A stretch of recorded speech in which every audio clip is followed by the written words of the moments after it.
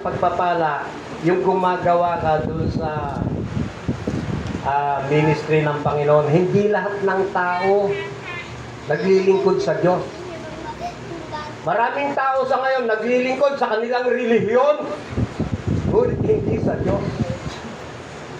Ang naglilingkod lang sa Panginoon Diyos, walang iba na kundi yung mga tunay na mga Kristiyano na sumusunod sa Panginoon. Amen?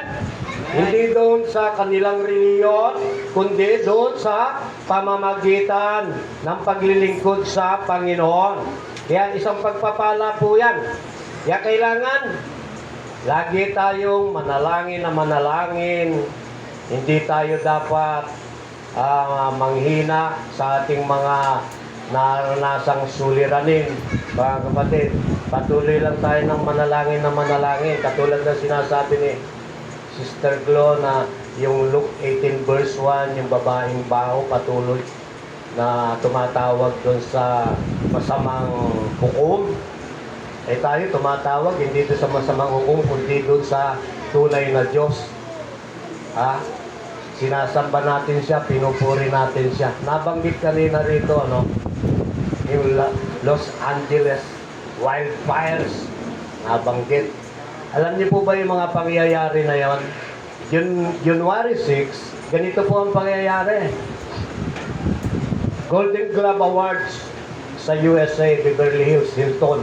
Doon po ginanap sa Los Angeles. Akalain niyo po, andun yung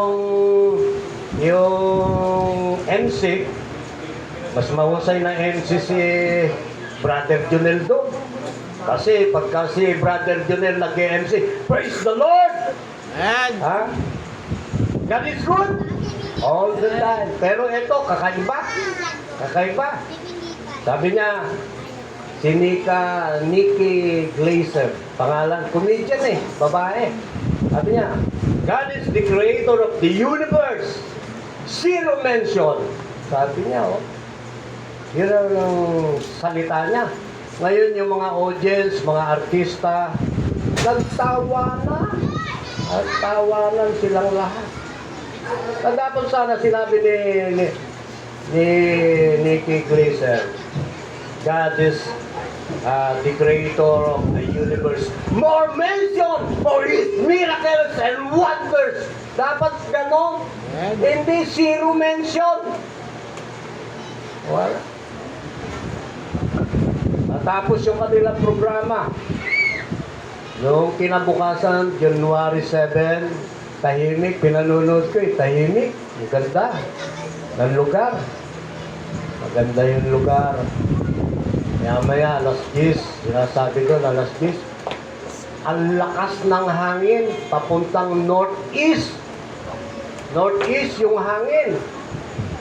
Lalampasan nyo na yung lugar na Los Angeles. Pero hindi, umuusok na to, no? Hindi nila nalaman na kung bakit nagkagano. Was out sila. Nakalagay dito, 30,000 acres. 9,000 to 10,000 houses of billionaires and millionaires, of celebrities was out. Yan, kapatid. Bakit? They mock God. Kinutya nila ang Diyos sa ating pamumuhay. Pag hindi natin nabibigyan ng panahon ng Panginoon, kinukutya natin. Para bang wala siya magagawa. Kaya ang lakas natin, talino natin, at capability natin, yun ang ginagamit natin, di siya natin inaasahan. Na dapat, ang Diyos ang ating aasahan. Amen? Kaya yun nga po. Kaya kailangan, pagka tinugon naman ng Diyos ang mga suliranin natin, patuloy pa rin tayong manalangin at magpasalamat. Yun naman po ang nararapat, di po ba mga kapatid? Siya lagi ang ating aasahan sa lahat ng panahon at pagkakataon. Brothers and sisters, maiksi ang buhay. Yan yun, nangyari sa kanila. Sila Ben Affleck, Mandy Moore, yung mga sikat na artista. Was out ang kanilang mga bahay. Yung bahay ni Ben Affleck, 20 million nata. Ay converted to 50. Di kuwan yun. Di 100 million. Parang ganun. Para lahat nga, yung sasakyan, lahat, bus, lahat. Billionaires, wala. Wala. Kaya napakahirap na laitin o kaya ay kutsain ng Diyos. Kaya payo ko sa inyo, sa atin, magbigay tayo ng panahon sa Panginoon sa abot ng ating makakayanan. Amen. Mga kapatid, ni-encourage ko kayo. Napakasarap na maglingkod na mahirap sa Panginoon. Ngunit yung hirap, yan lang yan, pero yung sarap andun eh, for eternal glory. Vince. Sabi nga doon, wicked, going for their unhappy destiny. Yung mga masasama, they're going for their unhappy destiny. While the righteous, sabi doon, while the righteous going there to the kingdom for the eternal glory.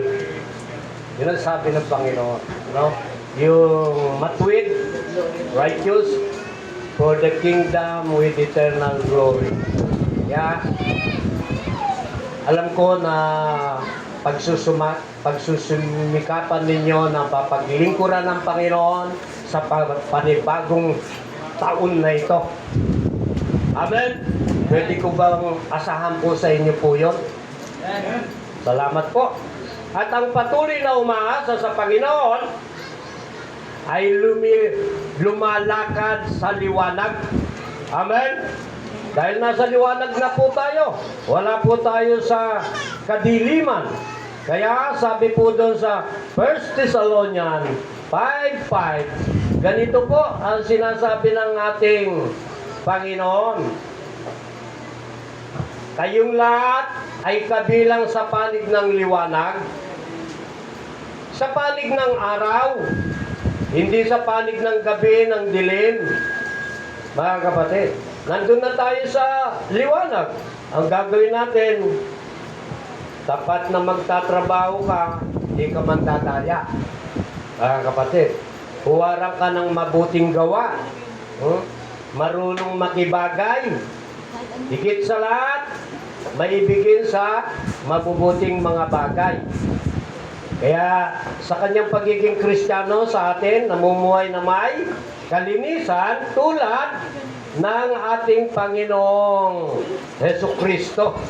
Sabi po roon sa 1 John 3:3, ganito po, mga kapatid, kaya't ang sino mang may ganitong pag-asa ay nagsisikap na maging malinis ang pamumuhay tulad ni Kristo.